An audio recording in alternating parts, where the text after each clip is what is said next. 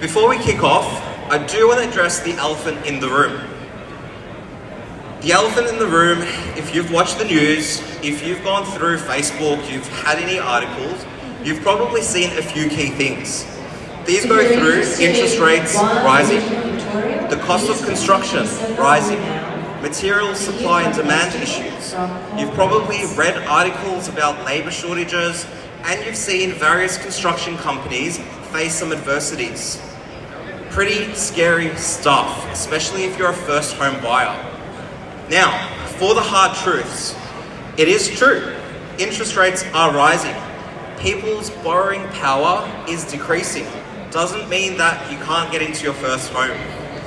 We've seen land costs increase over the last 12 months. Land is an appreciating asset, so you would naturally expect land last year versus land this year to have gone up in price. We have seen a world shortage of materials and labour. Simply put, more houses are getting built than there is people that's needed to build them and materials needed to actually go through the build. And then the cost of building a home last year versus building a home today is more expensive for that fact. We believe that building a house is a long-term partnership. You're going to be spending some time in the journey with this construction company, with your real estate agent, whoever it is. And we believe that it's super important that you find the right person. So, before we kick off, can I get a raise of hands? Who here is looking at building or buying a house and has done some research? Yep, awesome. Who finds that a little bit confusing? Yep, beautiful. And can I get a raise of hands if you are a little bit overwhelmed by the whole process? Amazing. You're not alone. So if you look around the room, you are absolutely not alone. We've recently conducted a survey at Porter Davis, specifically with people looking at entering the market. And the two key themes that came up over and over were buyers did not feel like they were educated enough to make the right decisions, and when they were, they felt overwhelmed. It's a lot of information to go through, and I'm sure walking around today, you're going to get heaps more. So we're going to break it down for you. But before I do, let's go back to that cake that you were baking for your friend's housewarming. If I asked you to bake a cake for the very first time, never having baked one before, would you feel comfortable? I'm going to assume you probably wouldn't, especially if it was an important event you were taking the cake to. What if I gave you a list of instructions and ingredients and supplied you the ingredients? Would you feel more comfortable? Yep. And what if, as a professional baker, I sat there and helped you bake the cake? Would you feel more comfortable? The answer is yes, right? And that's what we are today. We're going to talk about building yourself a bunch of experts that help you around the journey. So what I want you to do, and if there's one thing you take away from today, it's this. When building your house, you're going to want to build yourself a toolkit of experts. There are going to be 3 key experts in 3 areas that we are going to explore today. The first one is someone who specializes in finance, someone who specializes in housing, and last but not least, someone who specializes in land. We're going to start off by talking all things finance. Now, there's a lot of information that I'm about to unload onto you guys, so if you have questions, please do come and see us. Finance, super important, and one of the very first things that you need to be doing in your home buying journey. The amount of people we see that start the home buying journey without having spoken to a bank or a broker and start shopping is enormous. By understanding your finances early in the game, you're able to really establish what it is that you can afford and what that looks like as far as your end goal. Speak to a professional in this sense. Your first person that you're going to need in your toolkit is a finance specialist. We always get the question, the good old question, do I speak to a bank? Do I speak to a mortgage broker? Well, we think both options are great. I do want to put something into perspective for you though. When you speak to a bank, they're only able to show you the bank options that are available to them. right? So stick with me. The bank options that are available to them, the loans that they provide, the type of services that they provide, and so on. When you're speaking to a mortgage broker, you simply have more options. You get access to a wider range of lenders, and your mortgage broker is able to actually go through and show you what options are best suited. Your bank or your mortgage broker at this stage is going to work out your borrowing capacity. They're going to look at things like how much you're spending, what your annual income is, how many times you look at Uber Eats, how many times you use Afterpay, all that type of stuff, and they're going to do a bit of a serviceability for you. They're going to check to see how much you can borrow and if you're able to actually afford the repayments. Savings. If you've been at this stage said, yep, you're good to go, you've got a steady job, it's happy days, how much savings do you actually need to get into the market? You can get into the market for as little as 5%, right? So pretty good stuff. 5%, so if you're looking at a purchase price of about 600K, you're looking at $24,000, so not too bad. You've got a bunch of government incentives that may be applicable to you, and it's important that you get a thorough understanding of what these are because they can actually save you thousands and help you get into the market a little bit earlier. The first home owner's grant is the first one I'm going to talk about. Does anyone know what this grant is? Just a raise of hands. A few of you? Perfect. Ultimately, for first home buyers, the government gives away $10,000 to first home buyers building in Victoria. And if you're looking at regional Victoria, that goes up to a whopping $20,000, which is pretty good. The next one is a home buyer duty exemption concession or a reduction.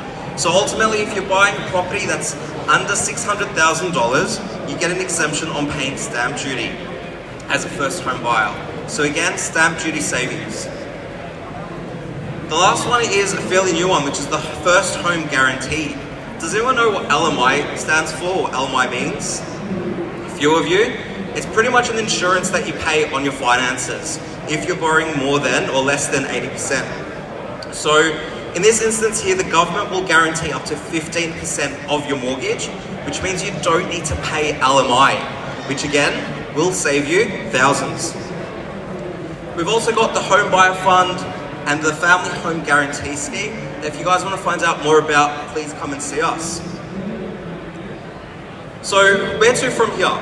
You've spoken to a bank or a broker. You've got your first specialist in your toolkit. You know how much you can borrow and you start looking around. You pretty much have three options to move around from. The first one is purchasing an established property. Your next one is buying something off the plan. And your third one is building brand new, okay? Buying and building are both going to have pros and cons for each one. When you're looking at buying an existing and established property, you're going to be looking at potentially purchasing something a little bit older, something that you don't quite know what sits behind the plaster walls. You don't know if there's any ongoing issues with it, but you do know that you can move in quicker. It's a quicker process. Locations are generally closer to the city when you are looking at buying established, and you generally will get a larger block. When you're building, you get a little bit more flex.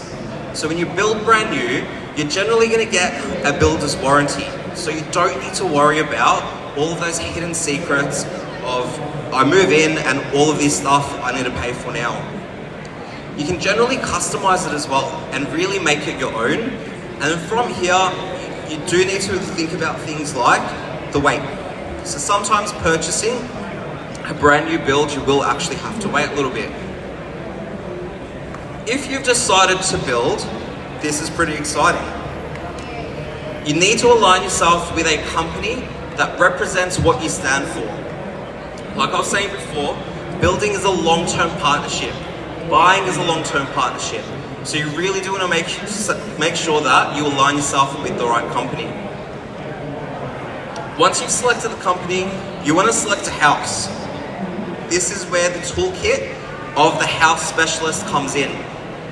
You're going to align yourself with someone who genuinely cares. someone that wants to help you make that move and get into the marketplace. You want to be asking yourself things like, what is the purpose of this home, right? Is this house a house that you're going to live in for 5 years? Is this your forever home? Is it an investment home? Is it a home only to get into the market? You want to ask yourself questions like, do I entertain a lot and therefore need bigger entertaining areas? Do I like to cook and therefore need a bigger kitchen? Do I plan on having children in the future and therefore need extra bedrooms? Am I going to be working from home a lot and therefore may need a study? You also want to make sure you future-proof your house. And this is a big one because I see it happen all the time. People come in and they start wanting to customize their house. And what looks like a 4-bedroom house very quickly becomes a 1-bedroom house with a massive entertaining area. And you tell them, you go, hey, listen, for resale, most people won't want this house. Most people are going to want bedrooms. So just think about making smart decisions if that is going to be you. Let's understand what happens when you build a house. When you build a house, for most of the time, the price that you see advertised online isn't the full and total cost, right? So you need to be transparent when asking the questions. Most of the time you're going to see a base price. You're going to see a facade cost, which is ultimately the look and feel of the outside of your house.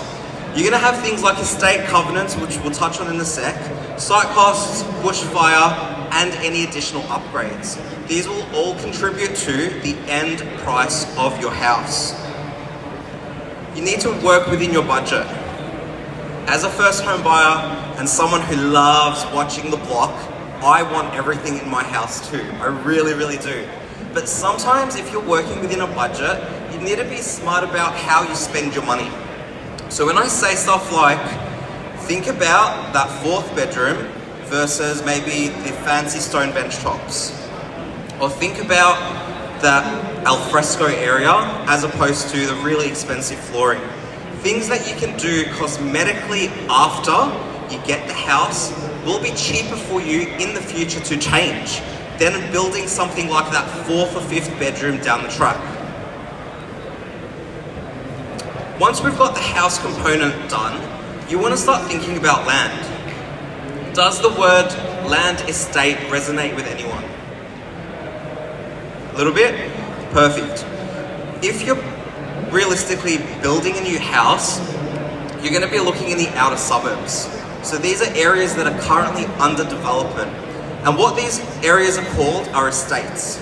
You're going to have different builders or different developers delivering a particular location. These locations will have different amenities. So when you pick the right location to lay your roots down, you want to look at things like, what future amenities are they going to provide? Are they going to have train stations? Are they going to have public transport? Is there going to be things like schools, shopping centres, all of that type of stuff? Once you've found the right location, the right estate to live in, you're going to pick the right block. And picking the right block will save you thousands of dollars. And here's why. You're going to look at site costs, estate covenants, corner lots, and body corporate fees. So we'll touch on these as we go through. The first one is site costs. So when you build a house, you're going to need a flat surface to be able to put the house on. Fortunately, most builders aren't going to build on a slant. Site costs will be your biggest impact as far as your build costs go when the foundation is concerned. Things like cutting and filling and all that kind of stuff, which, happy to go through with you at the stand, will be a big impact on cost. The next one is estate covenants. These are a list of items that developer will apply to the particular location. So for example, the estate might have a particular look and feel. So they might say, hey, every single house that is being built here needs a specific type of roof that goes on, a specific type of coloured brick, a specific this or a specific that. These can all cost additional money. The next one is corner lots. We all love corner lots. I myself love corner lots and I have a corner lot, but it's important to understand if you're working within a budget, corner lots may cost you a little bit more money in the long run. And the reason is simple. Most of the time, when you're building on a corner lot, the front of your house needs to be replicated on the side of your house. So for example, things like windows will need to match on the side of the house. So there's a bit of street appeal on both fronts. And this can cost extra money. And then the last one to look out for is body corporate fees. Body corporate fees are an ongoing yearly cost, right? And they're great, but you want to make sure that it's something that you're actually going to use or go through. So some particular locations will have a gym, a golf course, swimming pools, all of that kind of great stuff. And you want to make sure that you're going to use this stuff, otherwise you are paying an annual fee that you're not going to get much use of. If that all seems a little bit complicated, there's always house and land. Most builders will offer house and land options, including us here at Porter Davis. So house and land ultimately is going to be where the builders found the block of land, they've placed a house on it for you, and generally speaking it will be fixed price. So everything will be upfront and ready for you to actually disclose. When we talk about deposits, and we talk about land, it's important to understand most cases you're going to have two contracts. You're going to have a house contract and you're going to have a land contract. And therefore you'll most of the time need two deposits. One deposit for the house, which is about 5%, and one deposit for the land, which is generally between 5 to 10%. So just factor that in. And the last one that we're going to talk about when it comes to land is titles and timeframes. Who here knows what titled versus untitled means? Just raise your hands, a few of you. Perfect. Titled land ultimately means that your land is ready to be built on. It's something that is actually registered and it's got your name on it. Untitled land is land that is currently under development, which isn't a bad thing because you can snap yourself a pretty good bargain, but it does mean that you do have to wait. Sometimes land titles can take anywhere from 6 months, 12 months, 13 months, and so on. So if you are planning on being in your house, this is something that you need to factor in within your own timelines. So how can we help? How can Porter Davis help you get there sooner? The first one is finance. We're partnered with Mortgage Advice Bureau, who are our preferred finance partner. These guys will be able to go through a free consultation and give you your borrowing capacity.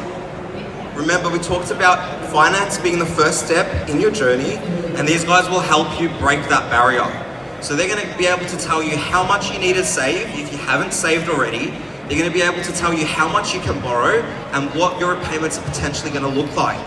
They're going to be able to factor in things like changing interest rates to make sure that your borrowing capacity will be sufficient by the time that you need it. The next one is PDX. So PDX is a range of homes that we offer at Porter Davis that is all about simplicity, affordability, and certainty.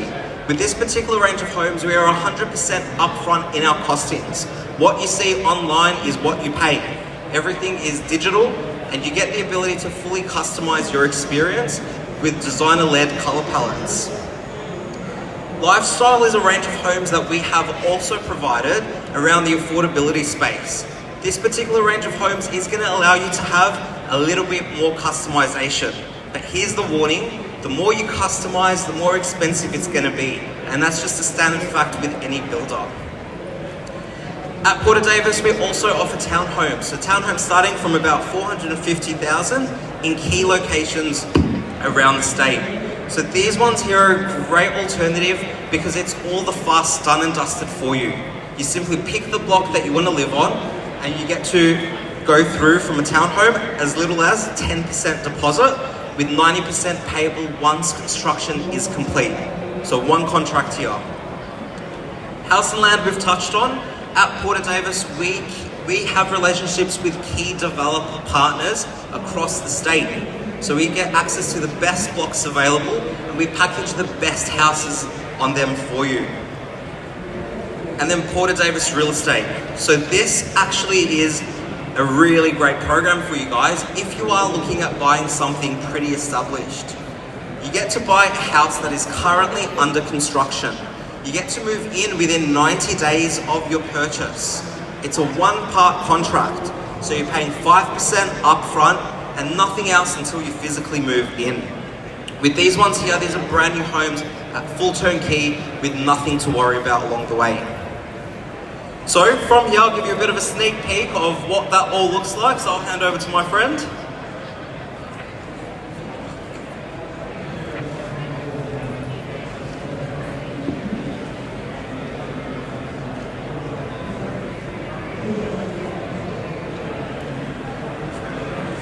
Just having some technical difficulties, so just bear with us for a minute, guys.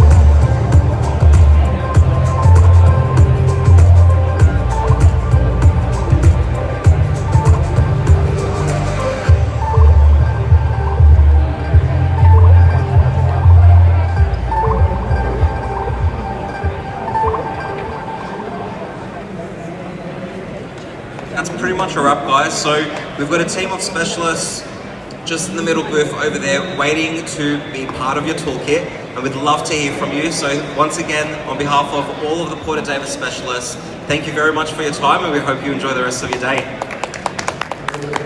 Before you go, I just wanted to see if anybody has any questions for Eddie.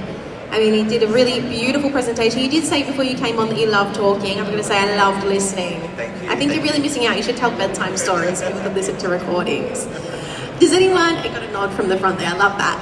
Does anyone have any questions for Eddie? We've got this wonderful opportunity to speak to him right here, right now. Anyone? Anything? No? That's totally fine. I think you just covered it, didn't you? Thank you. Good work. If you guys do think of anything, please do feel free to come and see us. Thank you. Thank you so much for your time, Eddie. I'll see you soon. That was really amazing that the brokers can actually be looking at your Uber Eats history. I don't know how I feel about that. That's not cool. So we're just going to take maybe a 5-minute break, and then we're going to be doing a land release. So if you just want to come back in 5 minutes, we're going to be hearing from the Cohen Property Group, and we're going to get a live land release. So please do come back. Thank you.